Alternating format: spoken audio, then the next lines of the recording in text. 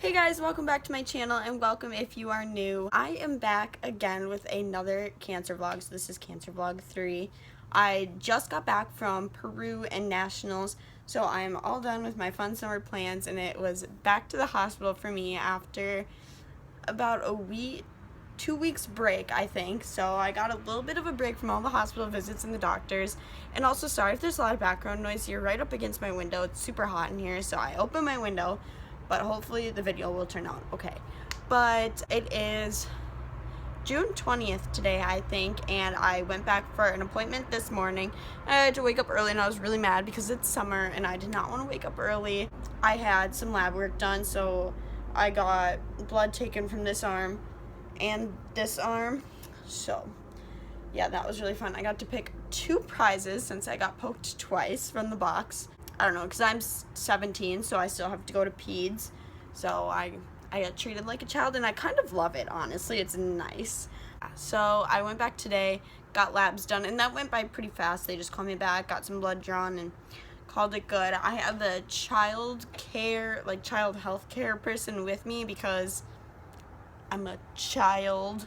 So I had her with me, and she just kind of explained what would happen post-op. So that's like my post-operation. Basically, she just showed me where they would bring me before the operation, and then like what the rooms would be like afterwards, which was kind of nice because I had no idea. And I have like another bed in there for my mom or like my dad to stay with me overnight while I'm recovering. So that was nice to tell them because they were planning like where they would stay if they had to rent a hotel room and stuff like that. So she showed me that when I went. So I did my labs, and that was basically all I had to do. I didn't have to do vitals again or anything like that. And then I had to wait around for like an hour. I met a very nice couple while I was waiting. I took a little nap in the hallway, and I've learned that it is completely acceptable to sleep in an airport and a hospital. You can sleep in public in those places, guys. So I took a little nap. Then I had a consult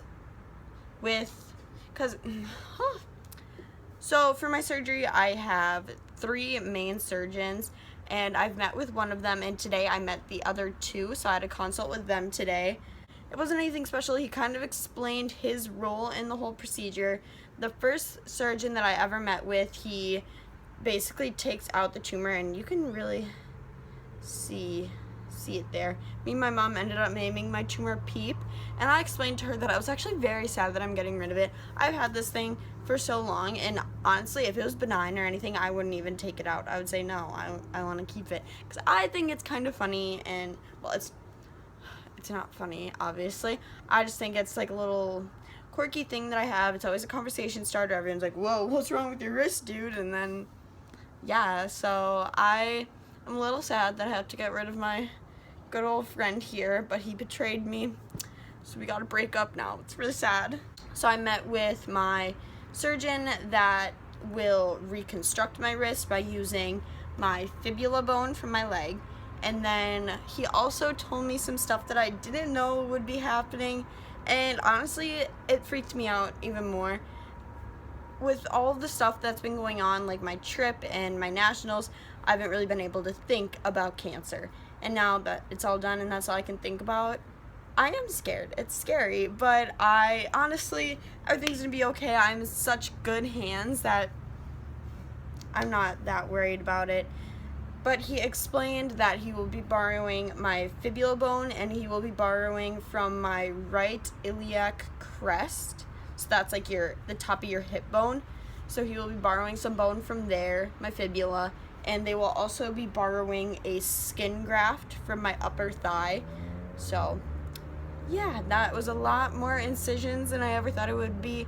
I will have either a scar on the top of my wrist or the inside. I will have a very long scar going down my leg, and I will also have a scar on the top of my thigh, and I will have a scar, little teeny tiny scar on my hip. So yeah, lots of scars. That's super fun. If you haven't noticed already, the writing on my arm and on my leg, it is the initials of my 3 surgeons. some sort of rule that they have to sign me before I go into surgery, because I do have surgery tomorrow morning, so they signed me today. I'm supposed to take a shower with this special soap tonight, so it might come off, and then they have to sign me again tomorrow.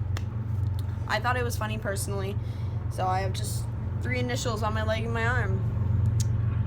Yeah, so that's really fun. I really love the doctors that I've met. They are so funny, and I'm in amazing hands, so yeah, I don't know what else to say. Let me think, hold on. Oh, so basically that's all I had to say. Oh, and they ordered another x-ray of my arm. I've had so many x-rays and scans, it's ridiculous. I don't even know why they needed another one. I really don't, but yeah, they took an x-ray of this bad boy.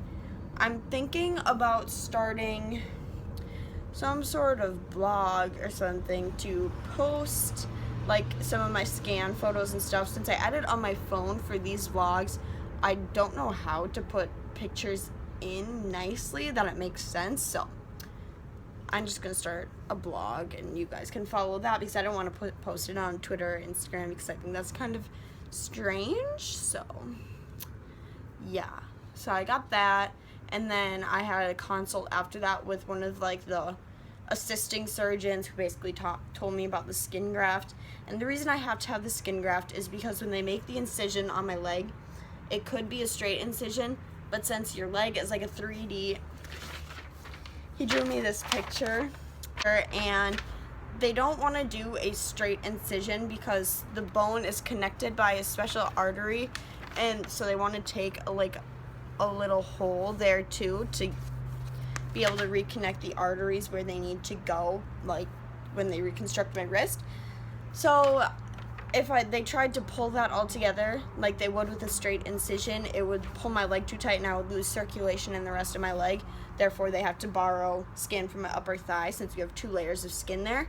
So yeah, that's what they're gonna do there. I didn't really want another scar and another incision, but they know what they're doing. They know what's best and what's gonna make me healthier in the long run, so I just said, yeah, sure, go for it. That was all I really had to do for appointments that day. Tomorrow, I have to wake, my call time is 5:30, so I'll probably leave at around 4 a.m. I hate waking up early so much. Oh, it's the worst thing ever. So I had to wake up at 4 to drive down there, and I'll get there at 5, because you should get there a little bit early to check in and such. So that will happen.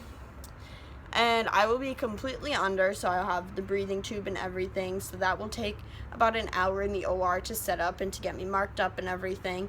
And then, so that's 5:30 to 6:30, and then taking out the tumor will be about 2 hours, so 6:30 to 8:30, and then my reconstruction will take about 4 to 6 hours, so what did I say, 8:30 to possibly 12:30 or 2:30, so it differs around there. It'll probably be done around 12:30, 1:30, I think, personally.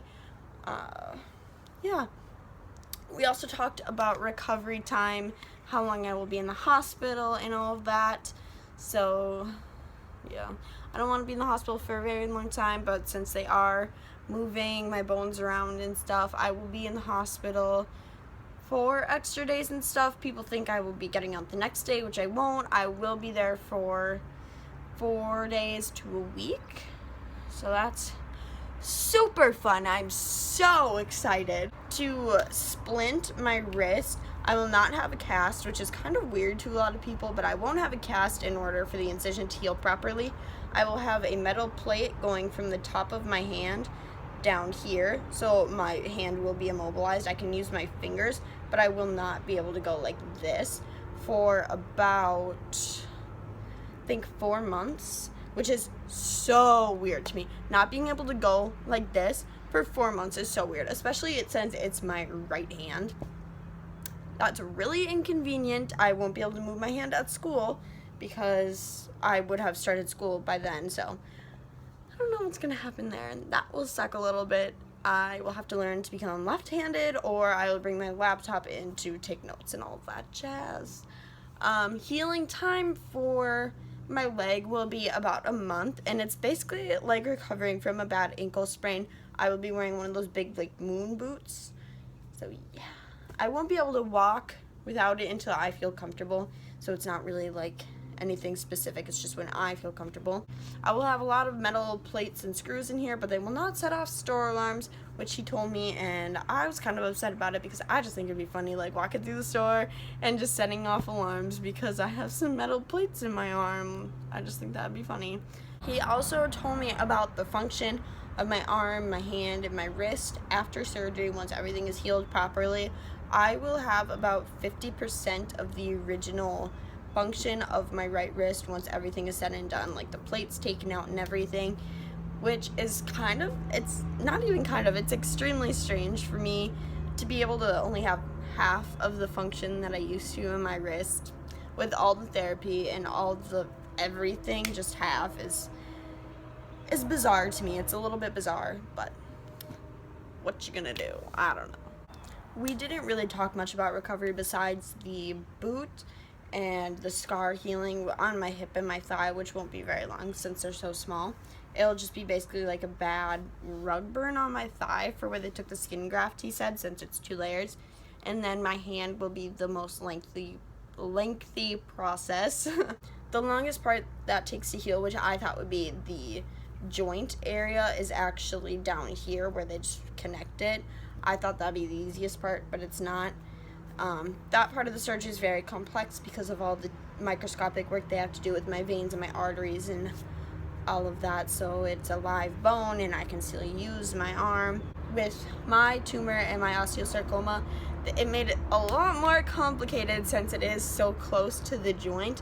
They could try to save the original joint, but there's always a chance the cancer could come back since it's not as clean of a margin, because with sarcomas, they like have little tentacles that kind of just spread out throughout the bone. You might not be able to see the cancer cells, but they're there.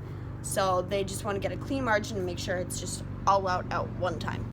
With taking the metal plate out after, it's just 2 incisions, and he just slides it out, which is kind of gross to me, but then I'll be out and I'll be able to go like this again. So yeah, I don't really know how much else to say. I had to take my nails off, which I'm so sad about because they harbor too much bacteria, and I was just like, my life's over. I don't have pretty nails. But yeah, if you want to follow me on this journey and you want to follow my family on this journey, make sure to subscribe. Also like and comment so I know your thoughts and your opinions. All the well wishes and the prayers are very, just thank you. I don't know words. I don't have words. I would just like to thank you. It's very much appreciated. And yeah, I am trucking along. I know I was really lucky where the likelihood of chemotherapy and reoccurrence is very low since a parosteal tumor. So I just want to wish everyone else going through the same thing all of my luck and my love, and I will see you guys next time. Bye.